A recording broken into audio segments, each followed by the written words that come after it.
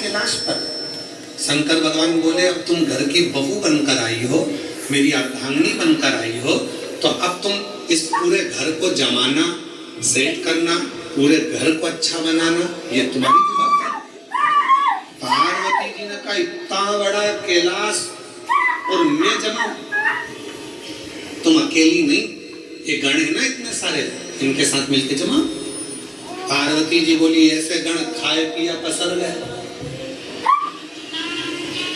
कोई अपने बाल खुजा रहा है, कोई हाथ पैर खुजा रहा है, कोई के 12 मुंह, कोई के 4 मुंह, कोई के 6 मुंह, इनको कैसे समझाऊंगी? पार्वती जी बोली इनका भोजन कौन बनाता है? शंकर भगवान बोले अभी तक हम बनाते थे। गणों का पेट भरने की जवाबदारी तो हमारी है, संसार का पेट भरने की जवाबदारी हमारी है। संसार पृथ्वी पर जितने भी जीव जन्म लेते हैं उनके पेट भरने की जवाबदारी हमारी है। पर अब आज से तुम हमारे साथ शादी कर आ गई हो, ये सारी जवाबदारी हमारी खत्म हो गई। आज से पेट भरने की जवाबदारी तुम्हारी है, तुम अन्नपूर्णा बन जाओ और सबका पेट, हमारी जवाबदारी खत्म हो गई। बहू सोचे कि ये सामान कौन जमाएगा, सास जेठानी की देवरानी। अब तुम ब्याह कर आ गई हो, तुम जमा। कई नई नई बहुएं आकर कहती हैं तुम्हारा घर ऐसा, तुम्हारा घर वैसा, तुम्हारे घर में तो रहने के तरीके नहीं है लोगों को। अपने पति को रात दिन वो एक ही शब्द सुनाती, तुम्हारे घर के लोगों को रहना नहीं आता, तुम्हारी मम्मी। अरे इतनी सी बात पर अगर झगड़ा करें, इतनी सी बात पर अगर झगड़ा करेंगे, लड़ेंगे तो क्या करेंगे? अब तू समझ। पार्वती ने कहा मैं संभालूंगा, ठीक है। अब माँ जगत जननी जगदम्बा अम्बा ने आज सारे गणों की मीटिंग करी। इतना खिलारा पूरे कैलाश पर फैला है, कौन उठाएगा? एक एक करके सारे गण खसक गए।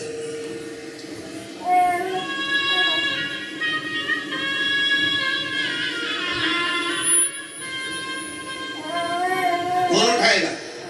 कोई नहीं। पार्वती जी ने शिव जी से कहा वो तो सब चले गए। शंकर भगवान ने फिर डमरू बजाया, सबको बुलाया। पार्वती जी ने पूछा भूख लगी है सबको? हाँ। भोजन करोगे सब? हाँ। अब सबने हाँ कर दिया। पार्वती जी बोली मैं भोजन बना रही हूँ, जितनी देर में खाना बनाऊं, भोजन बनाऊं, उतनी देर में पूरा कैलाश सेट हो जाना चाहिए, जम जाना चाहिए, और जो जमा कर आएगा सबसे पहले भोजन उसी को मिल जाए। जब सब पहुंच गए, सबने सामान जमाना प्रारंभ कर दिया। कोई झाड़ू लगाए, कोई बुआरी लगाए, कोई तोरण बांधे, कोई मंडप बांधे, कोई कुछ करे, कोई कुछ करे, सब। एक गण आया, माँ भोजन। पार्वती जी बोली चिंता मत करो, जैसे ही भोजन तैयार हो जाएगा मैं घंटा बजाऊंगी, तुम सब दौड़ के आ जाना, भोजन करा दो। सुबह से शाम हो गई।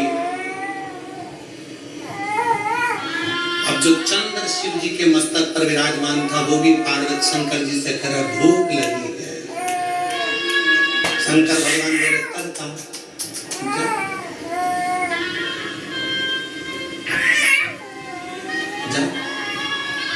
पकड़ के खड़े हुए। रात्रि होने लगी, चंद्र पुकारने लगा, माँ भोजन दीजिए। अब तो पूरा घर जम चुका है। तब पार्वती जी ने देखा कि पूरा कैलाश जम चुका था। तब पार्वती जी ने चंद्र की साक्षी में चंद्र को शिव जी से अपने मस्तक पर रखकर घंटे का नाद करा। शिव जी ने माँ पार्वती का नाम चंद्र घंटा कर दिया। उसी पल, उसी घड़ी, उसी क्षण शिव ने कहा पार्वती जल्दी आ जाओ। तुमने पूरे कैलाश को सेट कर जमा कर उनका भरण पोषण किया है। जो तुम्हारे नाम का उच्चारण करेगा वो कितना भी बिखरा हुआ क्यों ना हो, हृदय से टूटा हुआ क्यों ना हो, उसकी दुकान, उसका व्यापार चाहे कितना भी बिखर गया हो, अगर प्रतिदिन एक दुर्वा वो चंद्र घंटा के नाम से अगर मुझे समर्पित करेगा तो उसका घर, परिवार, व्यापार मैं खुद सेट करते चले जाऊंगा, जमाते चले जाऊंगा। तो ये नाम कोई साधारण नाम नहीं है चंद्र घंटा का।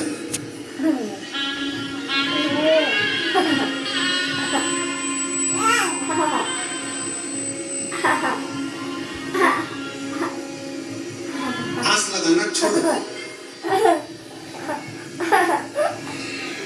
शिव महापुराण की कथा में लिखा है कि शिव पुराण कभी नहीं कहती कि तुम संत बनो, साधु बनो, तुम तपस्वी बनो, या कहीं वन जाके बैठ जाओ, नदी के तट पर जाकर बैठ जाओ, या तुम किसी एकांत में जाकर बैठ जाओ। शिव पुराण तो कहती है कि शंकर भगवान गृहस्थी है, शंकर भगवान का पूरा परिवार है, भगवान शंकर गृहस्थी है, पूरे परिवार के साथ भोलेनाथ जी रहते हैं, पत्नी भी साथ, बेटे भी साथ, बेटे की बहुएं भी साथ, बेटे बेटियां, दामाद, नाती, पंती, पोते सब। रात को देखो मंदिर में जाके धर्मपत्नी, पुत्र गणेश, कार्तिकेय, अशोक सुंदरी, जया, विषहरा, शामली वाली, दौकली, देव, नंदी, सब।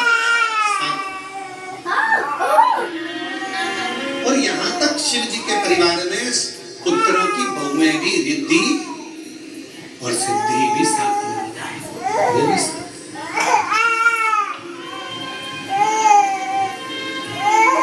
पूरा परिवार साथ में रहा।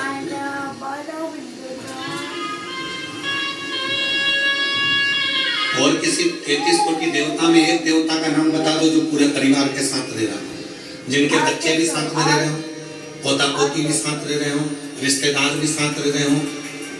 कोई 33 कोटि देवता में कोई देवता भी ऐसे मंदिर नहीं है जिसमें वो पूरे परिवार के साथ रहे। केवल शिव, केवल शंकर, वो घर है।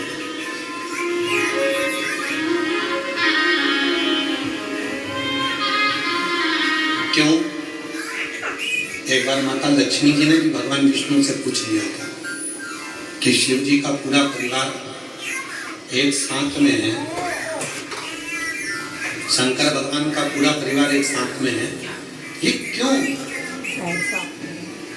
भगवान नारायण ने माता लक्ष्मी से विष्णु पुराण में वर्णन आता है कि लक्ष्मी को माता भगवान नारायण ने कहा था, सुनो लक्ष्मी, भगवान का पूरा परिवार एक ही मंदिर में इसलिए दर्शन देता है, शिव जी का परिवार कहता है, शिव महापुराण की कथा कहती है लक्ष्मी कि जब घर का कोई एक व्यक्ति भी अगर शंकर के शिवलिंग पर जल चढ़ाता है तो उसके घर में रहने वाला छोटे से छोटा बच्चा हो, चाहे बूढ़े से बूढ़ा व्यक्ति हो, और चढ़ाए गए जल का फल पूरे खानदान को मिल जाता है, पूरे परिवार को।